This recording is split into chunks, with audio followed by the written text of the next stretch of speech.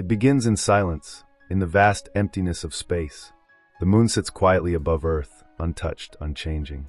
But then, a massive shadow slowly creeps across its surface, blanketing the American flag and the Apollo 11 plaque left by the first humans to land there. Etched into the metal are the words, "We came in peace for all mankind." But peace is no longer an option. The shadow is cast by a monstrous object, an extraterrestrial mothership so massive it dwarfs any human construction. It glides through space, aimed directly at Earth. It doesn't make a sound. It doesn't send a message. It just advances. Back on Earth, at the SETI Institute in New Mexico, scientists scan for signs of intelligent life. Late at night, an assistant suddenly picks up something unexpected, a strange repeating signal. It's rhythmic, powerful, intelligent. He calls in his superior. At first, they suspect it might be a Russian satellite or some space anomaly. But the origin point? Not Russia. It's coming from the moon. Within hours, military satellites confirm an enormous object, over 550 kilometers wide, is entering Earth's vicinity. It's not a meteor. It's not a space station. It's artificial, and its mass equals nearly a quarter of the moon. At the Pentagon, generals speculate, could it just pass by harmlessly? Could it be a ship simply observing us? But then the object slows down. It starts to split, breaking into multiple fragments. Not pieces, ships. 36 massive city-sized crafts, each breaking off and descending toward major global population centers. Panic brews beneath the surface. At the White House, President Thomas Whitmore, a former fighter pilot and war hero, receives an emergency briefing. Advisors scramble. The president is told that these massive ships will enter Earth's atmosphere within 25 minutes. Each one is bigger than anything mankind has ever built. City after city prepares for impact.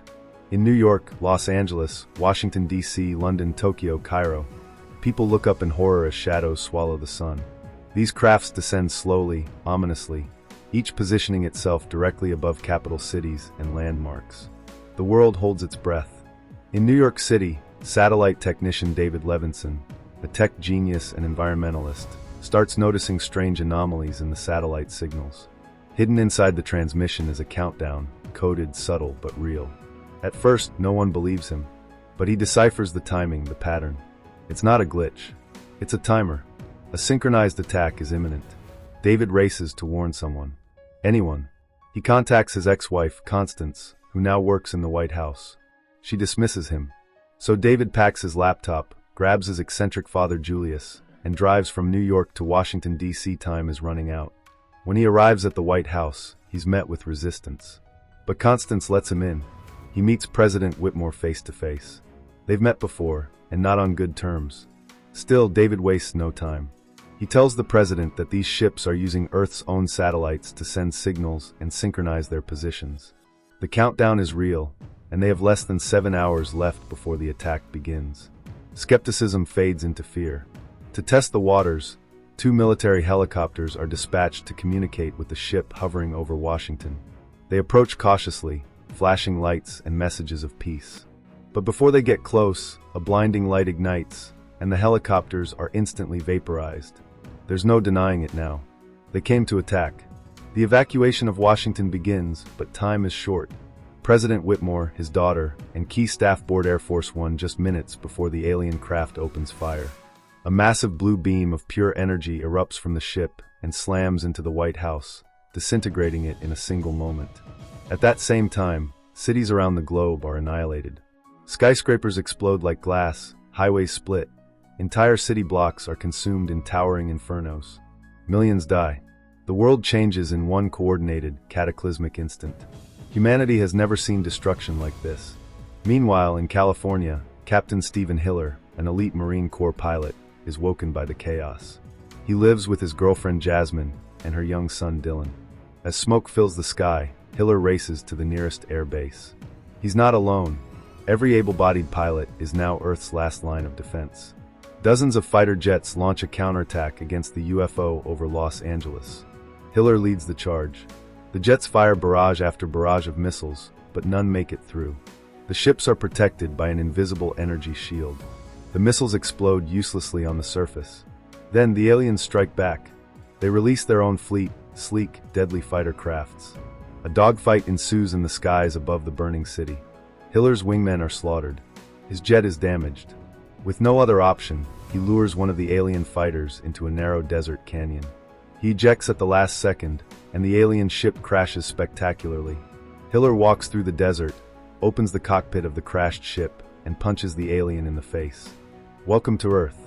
He drags the unconscious alien across the desert towards safety. Elsewhere, the president and his staff regroup. They relocate to a secret facility, Area 51, which until now was considered myth. Here, President Whitmore learns a shocking truth. In 1947, an alien spacecraft really did crash in Roswell, New Mexico.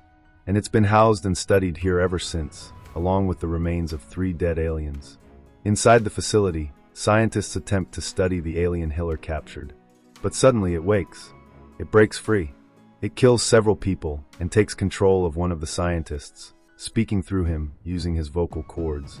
The alien delivers a chilling message to the president. There can be no peace. These beings are colonizers, world destroyers. They drain planets of resources and move on. Earth is just next on the list. Through a psychic connection, the alien briefly links with the president's mind, flooding him with terrifying images. Whitmore sees the truth, millions of ships consuming worlds, one after another. These creatures are part of a galactic plague. Back in the lab, the alien is shot dead. Now the president has no doubt. Earth is at war. The United States military considers a nuclear strike. But David knows better. He argues passionately that a nuclear attack will only poison the planet further. Even if they destroy the ships, they'll destroy Earth in the process.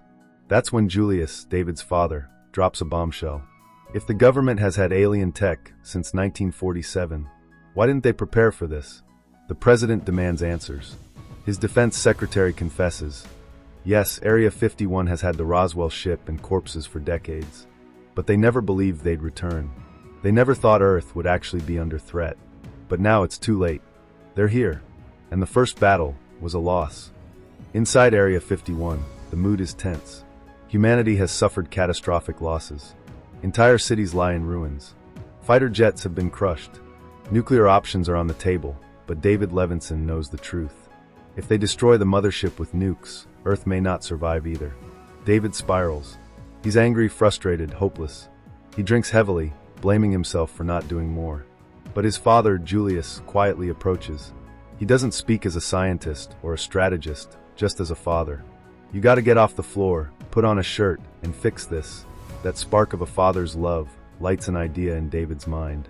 A virus. He races to the hangar. The 1947 alien ship, the Roswell craft, has been stored here for decades. Since the alien arrival, it's suddenly reactivated, as if linked to the mothership. David thinks, what if we could upload a computer virus to their system? A virus that disables their energy shields. He shares the plan, use the recovered alien ship to fly into the mothership, connect directly, and upload the virus. Once done, every city-destroying ship hovering over Earth would lose its defenses, for a very short window. 1 minute. That's all humanity will have to strike back. But one problem remains. Who will pilot the alien ship? Captain Stephen Hiller steps forward. I've seen him up close. I can fly it. Despite being experimental, the plan is greenlit. The president knows they're out of time. The world is falling apart. It's now or never. Word is sent through Morse code to all allied nations around the globe. Russia, France, Japan, India, China. They all prepare for a synchronized counterstrike at the exact moment the virus hits. Meanwhile, Jasmine, Hiller's girlfriend, has survived the initial attack, sheltering in the rubble with her son and others. Captain Hiller returns in a helicopter, bringing her and the survivors back to Area 51, where the president is also reunited with his injured wife. But she doesn't make it. Her internal injuries are too severe. She dies in his arms. Whitmore is devastated, but he knows there's no time to grieve. The world still needs a leader. And now it's time to fight back. July 4th, Independence Day. President Whitmore steps out onto the tarmac. Soldiers and civilians gather. He doesn't speak like a politician. He speaks like a man, like a soldier, like a human being. We will not go quietly into the night. We will not vanish without a fight. We're going to live on. We're going to survive. Today we celebrate our Independence Day. The troops roar. David and Hiller suit up and climb into the alien ship. It's cramped and strange, but Hiller quickly adapts. He jokes to David. Just keep your hands off the controls unless I tell you. They launch the ship, breaking Earth's atmosphere. In space, the mothership looms, silent, hulking, filled with unimaginable power. As they approach, they're automatically pulled into the docking bay. The ship aligns perfectly. It's clear, the alien systems still recognize the Roswell ship as one of their own. Inside the mothership, everything is colossal. Mechanical arms seize the ship and hold it in place. David plugs into the system using Earth tech. It's risky, unstable, but he manages to inject the virus code. On Earth, fighter squadrons, including some ragtag pilots and veterans, prepare to strike the hovering ships as soon as the shields go down. Randy Quaid's character, Russell Cass, a crop duster pilot and ex-Vietnam veteran who once claimed he was abducted by aliens, is among them. For years, no one believed him. But now, he has a score to settle. The moment arrives. Virus uploaded. Shields down. President Whitmore, now back in a fighter jet, leads the airstrike himself. Missiles are fired. And for the first time, the alien ship takes damage. It's working. The battle across the world intensifies. Jets strike targets, alien ships retaliate. Lasers rain down. Explosions light up the skies. But it's not easy. Even without shields, the alien crafts are durable. The clock is ticking. Ammunition runs low. Pilots are dying. Victory still hangs by a thread. Then disaster. One final missile needs to be fired directly into the alien ship's core to destroy it. But the launcher jams. Russell Cass realizes it's up to him. With a smile on his face and tears in his eyes, he radios his children. Tell my kids, I love them very much. Then he dives his plane directly into the ship's core, crashing into it with the remaining missile. The explosion is massive. The ship erupts in flames, breaking apart, crashing into the desert in a fiery inferno. Around the globe, with the mothership virus active, humans destroy ship after ship. A new hope is born. Humanity is fighting back. Meanwhile, in orbit, David and Hiller finish their mission. But they're trapped. The mothership's mechanical arms won't release them. Escape seems impossible. They arm their onboard nuke, the final trump card. They share a look. Humor, courage, defiance. David jokes, "Is this a good time to ask for a cigar?" Steven lights one up. "I could get used to this." They launch the nuke. It detonates, engulfing the core of the mothership in nuclear fire. The ship begins to implode. But in a miraculous moment, the alien ship, shaken by the explosion, releases its hold. David and Hiller escape just in time, dodging debris, fire, and chaos. They make it back to Earth, crash landing in the desert. As smoke clears, a convoy finds them. Jasmine, Julius, and the President are there. Hiller and David walk side by side through the sand like heroes returning from hell. Behind them, in the blue skies of Earth's dawn, debris from the alien ships burns in the atmosphere like fireworks.